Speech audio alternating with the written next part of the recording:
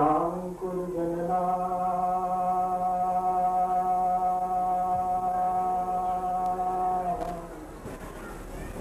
भव्यांकुर जनना रागाद्याक्षयमुपागतायुष्य ब्रह्मा वा विष्णुर्वा हरो दिनो वा नमस्तस्मै जो विद्यादिसागर सुधी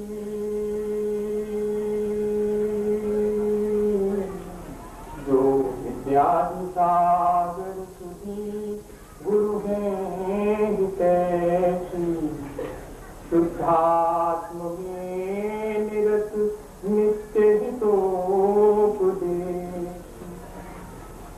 वे पाप विस्मृत में जल हैं सयाने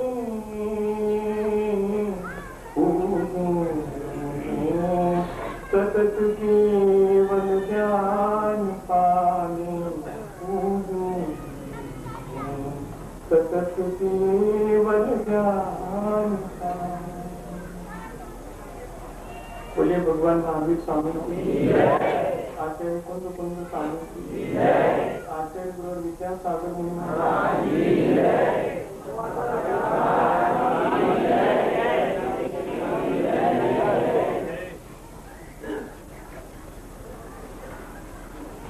एक बहुत पुरानी घटना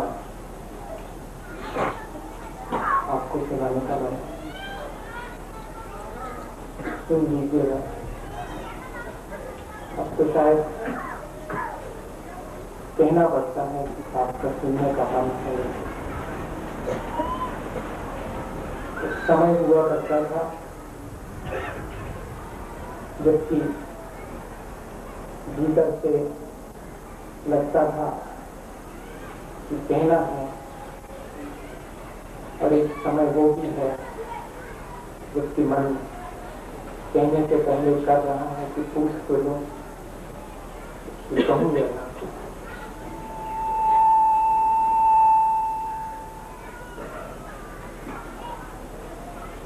बहुत छोटी सी घटना है। एक झील के किनारे एक कवि पहुंचा।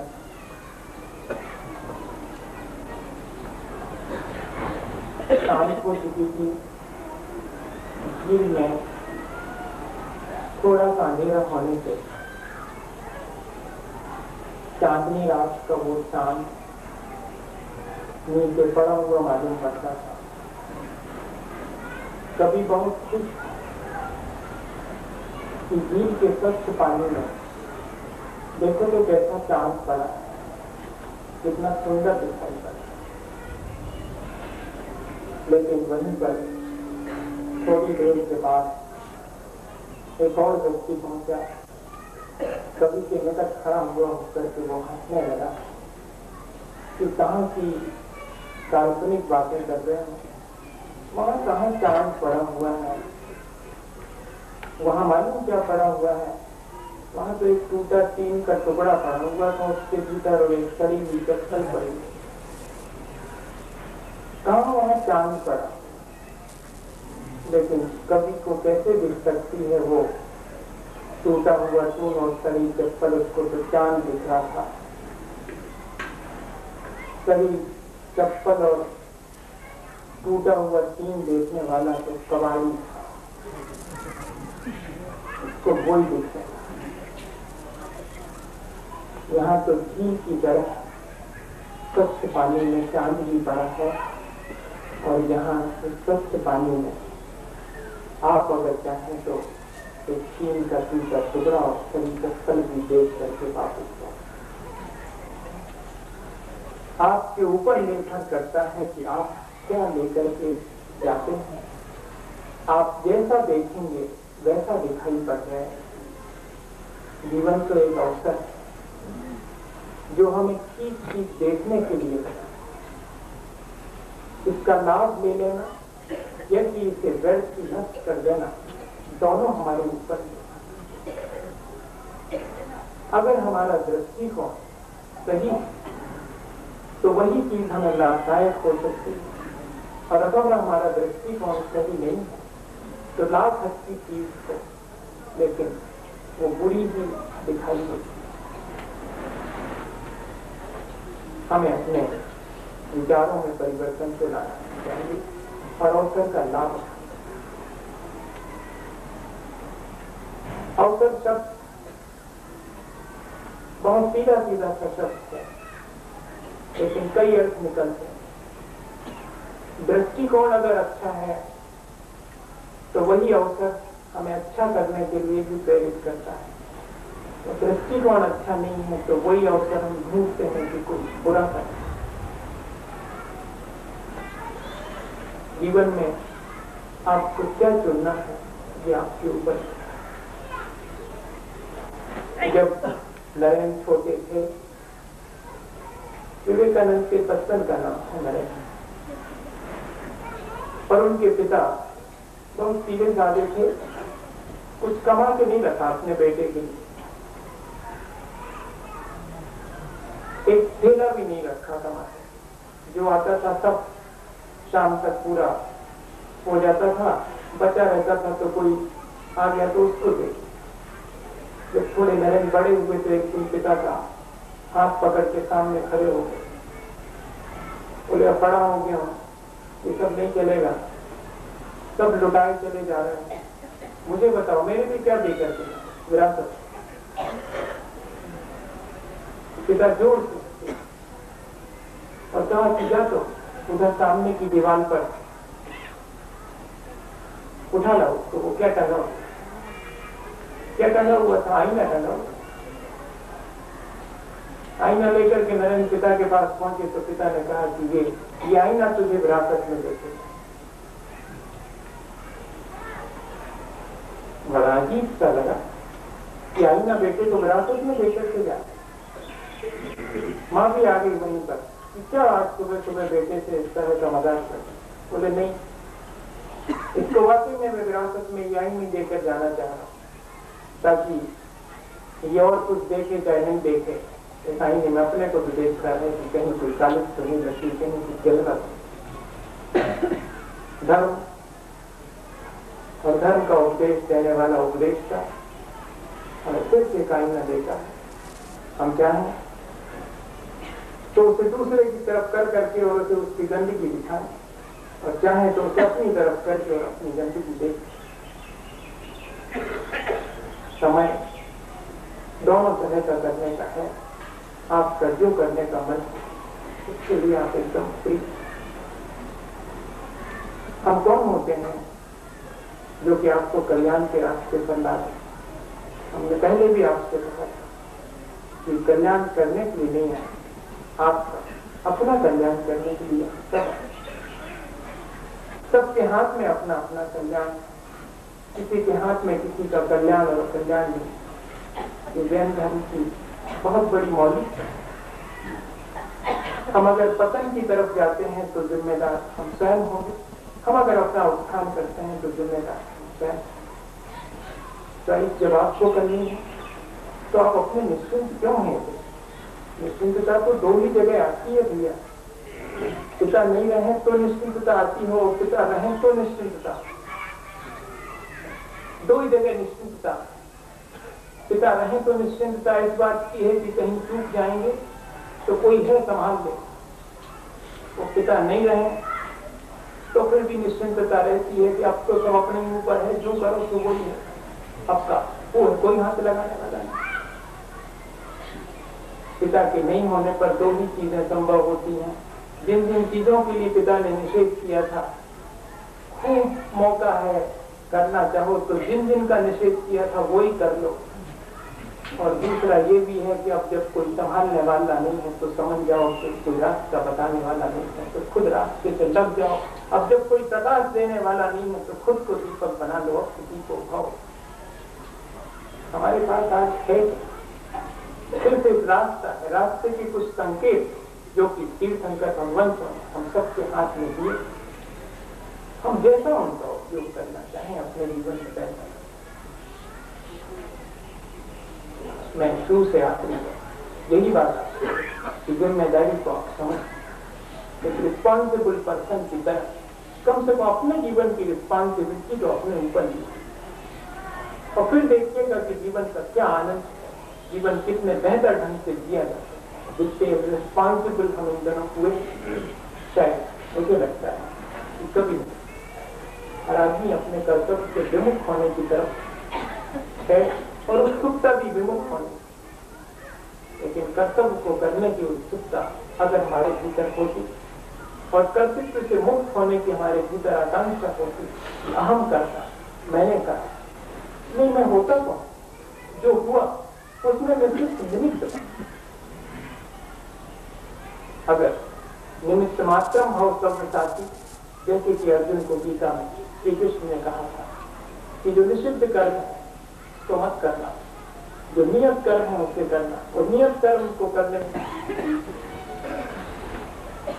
श्री कृष्ण ने कहा कि मदद तो मैं कर सकता हूं, मेरे पास दो चीजें हैं, एक अकेला निहत था मैं, और एक मेरी 11 श्रोणिक है, बोलो क्या चुनते, चुनाव तुम्हारे।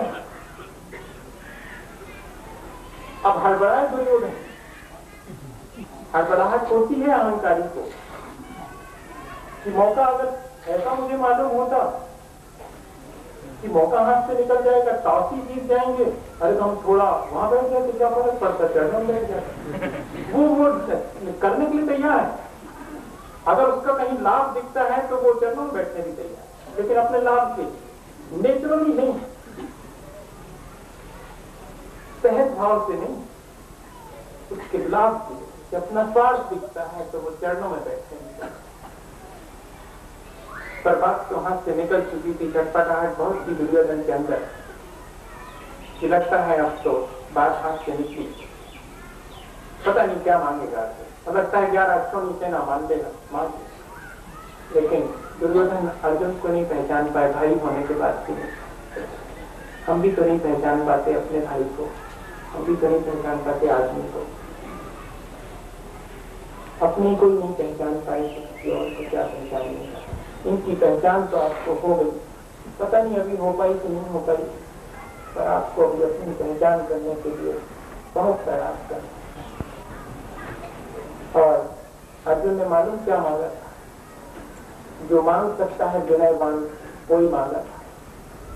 विनयवान संसार कैसे मांग सकता है, विनयवान तो परमात्मा को मांगता, विनयवान तो विवेक को मांगता है। और अर्जुन ने कहा कि भगवान नियत से ही सही आप हमारे लिए आप ही पर। तब जोर से ठहाका लगा के हंसे थे दुर्योधन कि वाह, हम सोच रहे थे कि हमने बुद्धू बनाया था, पांचे उल्टे फेंक करके, ये तो जन्मजात बुद्धू ही है, मांगा तो क्या। हम तो ये सोच रहे थे कि हम ही ने इनको ठगा था, अरे ये ठगने लायक ही थे, इनमें बुद्धि उद्धि है नहीं। क्योंकि पहला मौका जबकि टास्क ये जीते, इसके बाद भी क्या मांगा। अहंकारी हमेशा विनयवान पर हंसता ही है, उसका मजाक होता है। अधार्मिक का दृष्टिकोण हमेशा धर्म की हंसी उड़ाने के लिए विचार करता है। और 11 अक्षरों की सेना लेकर के दुर्योधन जब जाने लगे थे, तभी फैसला हो गया था। एक ने संसार मांगा और एक ने परमात्मा को मांग लिया। वो तो निहत्था ही होता है। जब पुत्र से पूछा गया था कि पलायन करके घर से भागे, सबको छोड़ करके, बेटे तक को लाइबिलिटीज छोड़ करके भागे, तो उन्होंने कहा कि नहीं, लड़ने के लिए निकला। अच्छा, कौन सी लड़ाई पे जा रहा है, अकेले? बोले हाँ, ये ऐसी लड़ाई है जिसमें किसी से नहीं जूझना पड़ता, अपनी विषय वासना से जूझना पड़ता, जिसमें अकेले चले जाना पड़ता और कोई हथियार तक साथ में, कोई सेना भी साथ में नहीं ले जाएंगे। ये ऐसी धर्म पलायन की चीज है। धर्म तो एक बहुत विशुद्ध विचार और पवित्र सोच, और अगर वो पवित्र विचार हमारे पास नहीं, तो हमारे धर्मात्मा होने का कोई उपाय। 11 अक्षरों की सेना और कुछ भी नहीं भूलेगा। 5 इंद्रियां, 5 इंद्रियों के विषय और एक मन, यही तो है 11 स्वयं। निकल जाइए लेकर के, जीत आइएगा पूरा संसार, क्या कर लीजिएगा? तो पदक लगा के लटका के क्या करिएगा? और अगर आपने एक बार श्री कृष्ण और कोई नहीं है, जो सारस्थ करता है हमारे जीवन के रथ का, वो और कोई नहीं, वो हमारा विवेक। जो सारस्थ करता है, जो हमें बताता है कि कहां से किस तरफ से रथ तो ले जाना है, जीवन का रथ जिसमें बैठा हुआ है भीतर रथी, ये है रथ। इस रथ को किस रास्ते से देखें मैं बताता हूं, और वो हमारा स्वयं का विवेक। अपने विवेक को जागृत करने की आवश्यकता। विनयवान विवेक को पा लेता है, विनयवान आचरण को पा लेता है। विवेक और आचरण और विनय, तीनों चीजें जिसके पास, वो व्यक्ति धार्मिक है। और जिसमें से एक भी चीज जिसके पास नहीं, वो व्यक्ति अभी धार्मिक होने की कोशिश करे। सब समय अपने पास वक्त, देखने का ढंग जैसा भी हमारे जीवन का होगा, और देखने का ढंग ही क्या, हमने जैसा बोया होगा हमने वैसे ही हमें काटना पड़ेगा। अकेले सोचने से क्या होगा? जो बोया होगा वो भी तो हमारे पास डिपॉजिट है। हम चले जाएं बाजार की तरफ और सोचते जाएं कि पहुंच रहे हैं नदी के किनारे, जहां आएगी ठंडी ठंडी हवा, तो मानिएगा जिस तरफ जा रहे हैं वहीं पहुंचिएगा। आपके सोचने से नहीं, बाजार में खड़े हो जाएंगे आप, क्योंकि आपके कदम बाजार की तरफ से, आपका सोच भले नदी की तरफ।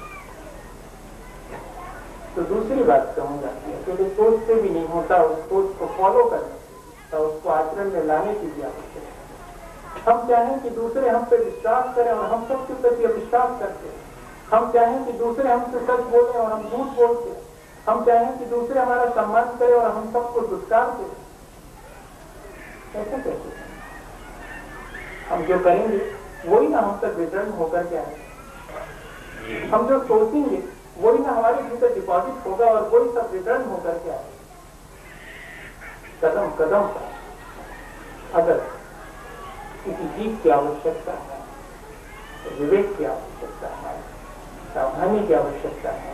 जो जीवन को जितनी सावधानी से और अवसर मान के जीता, वो व्यक्ति अपने जीवन में सार्थक होता है, बेहतर तरीके से जीता है।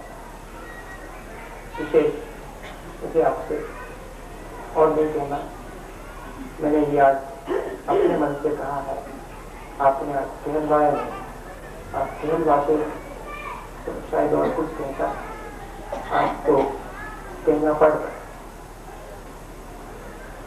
और कोशिश करता हूँ और कहूँ, पर मन नहीं होता। जब तक जीवन में कोई सामने आकर के उसको फॉलो करने के लिए तैयार नहीं होता, तब तक कहा हुआ सब व्यर्थ था। और जब ऐसा हो कि जो कहा जाए उसके ठीक विपरीत घटित हो, तब तो मन और ज्यादा भारी है। जिस स्नेह से हमने शुरुआत की, जिस स्नेह से हम आगे बढ़ते हैं, उसी स्नेह को अगर हम तोड़ देते हैं तो फिर आगे बढ़ने का क्या होता है? कोशिश करें एक अच्छा वातावरण बनाने, क्षेत्र की पवित्रता को बरकरार रखने की कोशिश करें। वरना समय किसी को माफ नहीं, कोई पनिश करे या ना करे, समय सबको पनिश करे। समय सबके अपराध का लेखा जोखा अपने पास रखता है। समय आने पर वो हर अपराध से ही अपराधी को दंड देगा। जीवन बहुत छोड़ा और ये 1 महीने और कुछ दिन, कहने को सिर्फ 2 दिन निकले, पर जिंदगी ही 2 दिन की। मामूल फना की कोताहियां तो देखी, देने वाले की कंजूसी तो देखी कि 2 दिन की जिंदगी में 1 दिन मौत का भी दिन कितना, एक ही दिन ना।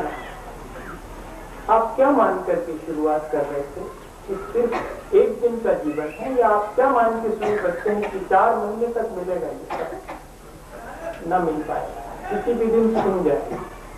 अगर 1 दिन नहीं पा पाए तो शायद कभी नहीं पाए।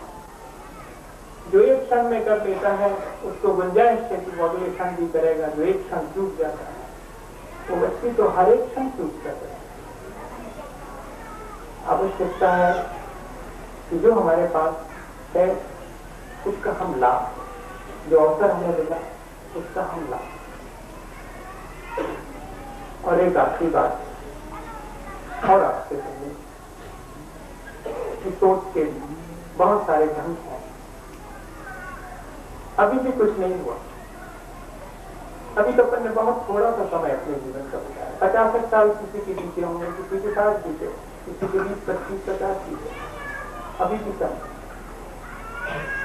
सोच को बदलने का कभी नहीं हुआ करता। एक बूढ़े व्यक्ति ने जवान आदमी से कहा, अपने बेटे से जवान से, ये क्या मतलब, इतने जल्दी 20 साल की हुई नहीं, देखा दाखा है नहीं, कुछ संन्यास ले रहे हो? अरे ये तो बड़े होने से लिया जाता है, बूढ़े होने से लिया जाता है। समझ नहीं, उसने बेटे ने कहा था, ये कहा था कि आप हो गए बूढ़े, फिर आपकी क्या तैयारी?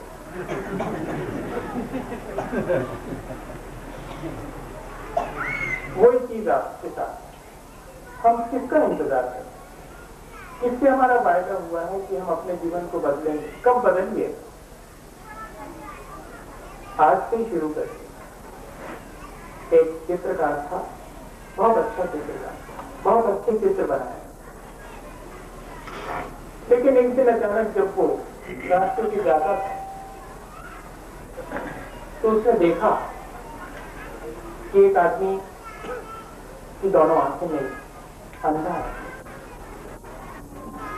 उसी के बाजू में एक बैठा है कि दोनों पैर नहीं, लंगड़ा है। बहुत घबराया वो करा। उसने तो ऐसा अपने जीवन में कभी देखा नहीं था, पहली बार देखा था तो बहुत घबराया था। उसके भीतर ये बात बहुत भय पैदा करके गई कि ऐसी आंख मेरी भी टूट सकती किसी दिन, ऐसे पैर मेरे भी टूट सकते किसी दिन, फिर मकसद क्या है जीवन? तो उसने चित्र बनाना बंद कर दिया। लोगों ने समझाया कि कोई जरूरी नहीं है कि तुम्हारी आंख टूटे, कोई जरूरी नहीं है कि तुम्हारे भी पैर टूटे, तुम ऐसा क्यों कर रहे हो? उसने कहा नहीं, इनकार नहीं किया जा सकता इस बात से कि आंख नहीं टूट सकती, इनकार नहीं किया जा सकता इस बात से कि पैर नहीं टूट सकते, सब संभव। लेकिन लोग समझा रहे थे कि नहीं, ऐसा संभव नहीं। हर मरने वाला और हर उसके पास जाने वाला यही समझाता है कि ये मरे हैं, अपन थोड़ी मरे। जबकि ये बहुत जरूरी बात है उस समय सोचने की। ठीक है, यहाँ सबको मरना पड़ता। उस समय अगर स्वीकार कर लिया होता, लेकिन नहीं स्वीकार कर पाया। और वो लोग समझाते थे कि नहीं, तुम्हारे साथ कुछ घटित नहीं होगा, और वो कहता था मेरे साथ भी सब कुछ घटित हो सकता है, तो चित्र बनाने की कोई जरूरत नहीं है, जीवन जीने की भी कोई नहीं। और उसने सब चीज से विद्रा कर। उसके गुरु को मालूम पड़ा, गुरु जी आए और उसके कंधे पे हाथ रखा और कहा कि मैंने सुना है तुम चित्र बनाना बंद कर दिया। बोले हाँ गुरु, चित्र बनाना बंद कर दिया, कोई मकसद ही नहीं रहा लाइफ का। क्या मतलब है? जब किसी दिन 20 दिन आंख टूट सकती है, किसी भी दिन पैर टूट सकते हैं, तो क्या मतलब है? तो गुरु जी ने कहा कि बहुत सही कह रहे हो, बिल्कुल संभावनाएं तो ये सब है। अब कलाकार मुश्किल में पड़ा। ये पहला आदमी मिला जो इंकार नहीं कर रहा, वो कह रहे कि हाँ पॉसिबिलिटी से है, आंख टूट सकती है, आंख टूट सकती है। अब करना क्या है सवाल? पैर टूट सकते, करना क्या? इससे पहले कि आंख टूटे एक बढ़िया से चित्र बना दो, इससे पहले कि पैर टूटे और हाथ टूटे एक बढ़िया से चित्र बना दो ना, क्या दिक्कत? बस इतनी सी बात उस कलाकार के लिए पर्याप्त। उसी दिन से अपने काम में लग गया कि मैंने सोचे नहीं था, मेरे सोचने का ढंग एकदम नेगेटिव था कि जब आंख फूट सकती तो कुछ नहीं करना, लेकिन जब आंख फूट सकती है तो फिर जब तक नहीं फूटी, जब तक रोशनी है तब तक तो कुछ कर लिया। बस जो अवसर का लाभ लेते हैं वो ऐसे ही सोच वाले, और जिन्हें अवसर का लाभ नहीं लेना तो दूसरे ढंग से सोच वाले होते हैं कि जब इतना सब कुछ है तो क्या मकसद है जीवन का? नहीं है। आप अपना सोच बदलें और सोच बदलने से जीवन बदलेगा। मुझे किस बात की आशा है, और ऐसी आशा के साथ में कि हम सबका जीवन बदलेगा। क्या आपको और कोई तो कह रहा है भीतर से कि और शेष रह गया, पर कोई ये भी कह रहा है कि कभी अशेष नहीं हो सकता, कितना भी कहा जाए पूरा नहीं। और शायद थोड़ा बहुत शेष रह गया। आज तो ऐसे ही आकर के आपके बीच बैठा हूँ और आपसे बहुत सीधी की बात करना चाह रहा हूँ कि आपने क्या निर्णय लिया इतने दिनों के बाद, 1 महीने 2 दिन के बाद, आप क्या करना चाहते, आपने क्या तय किया, आप कोई आत्मनिरीक्षण के लिए प्रस्तुत है या नहीं? अगर नहीं हुए तब तो फिर कोशिश करिएगा होने, और अगर हो गए तो आगे और आगे आकर के अपने जीवन को परिमार्जित करें। मैं आपके लिए और शेष दिनों में, जैसा मैंने पहले कहा था, कि क्या दे सकता हूँ, कुछ भी नहीं दे सकता, बस एक भावना आपके लिए भा सकता हूँ, अपनी आत्मीयता आपके लिए दे सकता हूँ। इसके अलावा देने के लिए और कुछ भी नहीं। पाने के लिए तो आपकी इतनी बड़ी चादर होती है, पूरी भर करके आपसे जितनी फैलाएंगे आप उतनी पूरी भरते जाएगी। आप क्यों खिचोड़े रखेंगे, आप क्यों संकुचित होकर के हर चीज को थोड़ा सा व्यापक होकर सब कुछ बन जाइएगा और आदमी नहीं बन पाइएगा तो क्या करेंगे? क्या आपका मकसद है, क्या आपका सोच, ये थोड़ा सा बैठ करके तय करें। और एक आखिरी बात, एक नाव में एक संदेश देना, आप सब समझ रहे हैं, और शायद ये आखिरी संदेश उपदेश अलग चीज होती है, संदेश अलग चीज।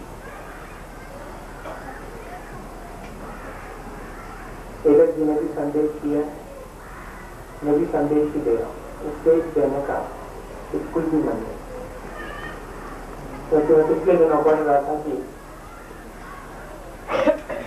एक उपदेश उसको दिया जाए जिसके भीतर उपदेश को ग्रह में धारण करने की शक्ति हो, जो उपदेश सुन करके और उपदेश देने वाले की सिखाने जारी करता है, वो उपदेश का पात्र है।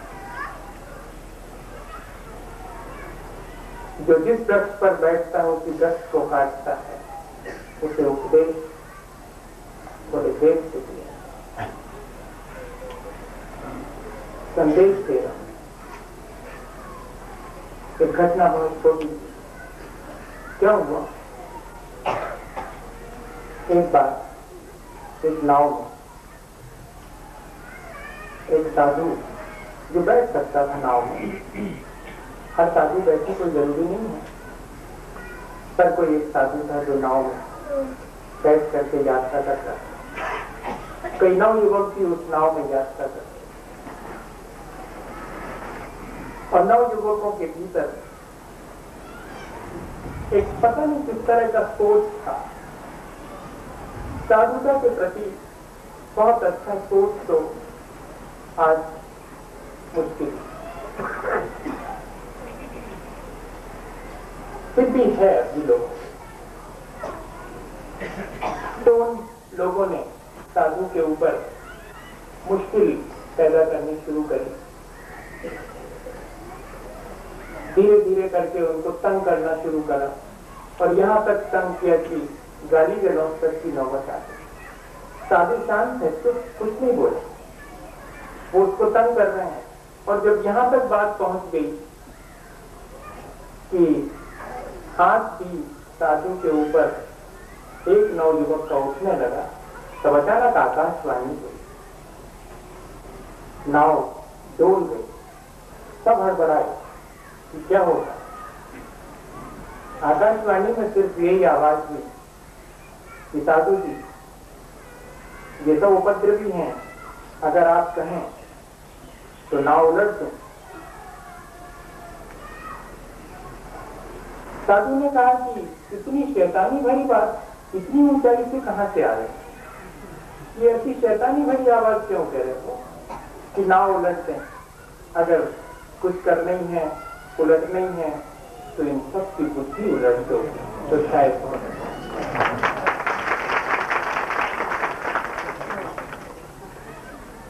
संदेश इतना ही है।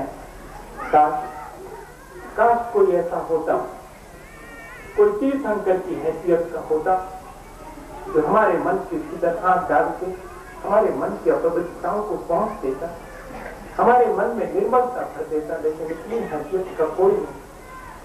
अब तो सिर्फ आवाज है, अब तो कुछ थोड़े से बात हमारे हाथ में अवसर है, चूकिएगा मत। अब इस अवसर को भी चूक कर तो शायद दूसरी बार जीवन में अवसर नहीं आते। आदमी की जिंदगी में अच्छा और बुरा करने का सिर्फ एक ही अवसर होता है और इसकी चॉइस के ऊपर डिपेंड करता है कि वो अवसर क्या लाभ होता है। मैं आपसे एक ही आकांक्षा रखता हूँ कि आप अवसर का लाभ लेंगे और अपने जीवन को परिवर्तित करने के लिए निरंतर प्रयत्नशील होंगे और अपने जीवन में आत्मीयता, अपने जीवन में परस्पर स्नेह और एक दूसरे से भाईचारा, सद्भावना फिर से एक बार पैदा करेंगे। जीवन में विनय, विवेक, ये दो चीजें भी आप अपने जीवन में फिर से लाने की कोशिश करेंगे। मैं आज नमोकार के साथ, मेरे साथ आप नमोकार करिए। ऐसा तो मैं हमेशा कहता हूँ, आज कह रहा हूँ कि मैं आपके साथ नमोकार कर रहा हूँ, मुझे करने के लिए कहिएगा, मैं आपके साथ नमोकार कर रहा हूँ। अभी तक तो आपसे कहता था कि आप मेरे साथ करिए, आज कह रहा हूँ कि आपके साथ करने का मन मेरा नमोकार, आप साथ दीजिए। इस भावना के साथ कि हम सब अपने जीवन के कल्याण के लिए कुछ थोड़ा सा समय निकालें और अवसर का लाभ को ऐसी मंगलम।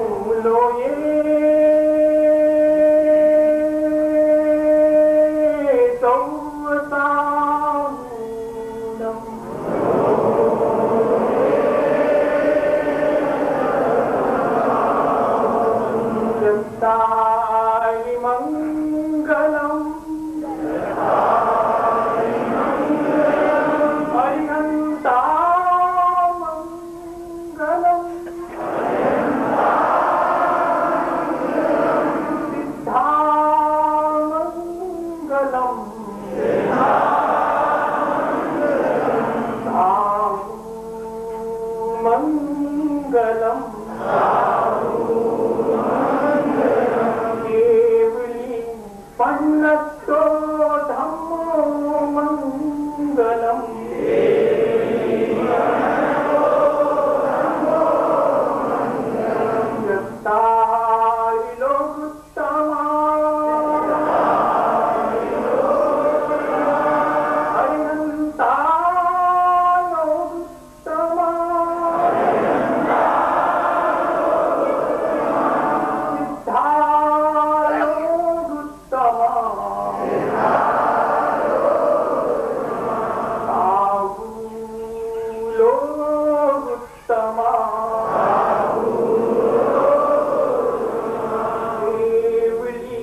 पन्नतो धम्मो लोगुत्तमो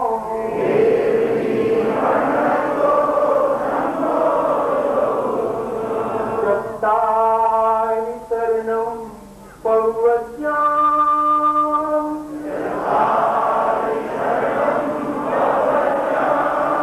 हरिहन्ते शरणं पवज्ञाम्